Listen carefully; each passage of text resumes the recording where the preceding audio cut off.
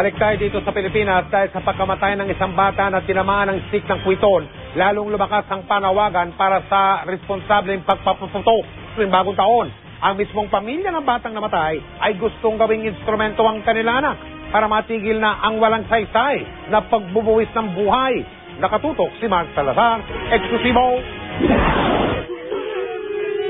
Hindi na rin talaga maibabalik ang buhay ni Bea Cassandra, ang 3 taong gulang na batang natusok ng stick ng kwiton sa ulo mula sa ere 15 minutos bago magbagong taon.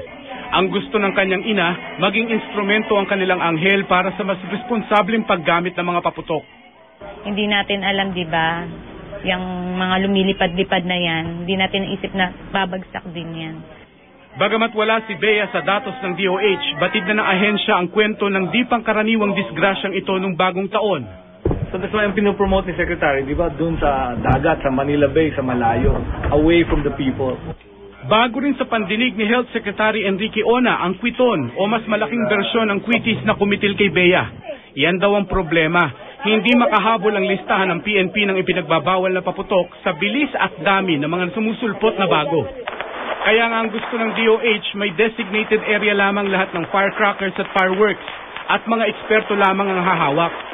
It will be Congress who will have to eventually decide as to whether what type of controls should be done para namang hindi lagi na lamang ganitong nangyayari year in and year out.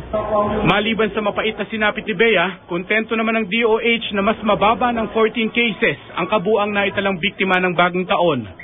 5 to 10 million pesos naman daw ang kabuang gastos ng gobyerno sa mga naputukan.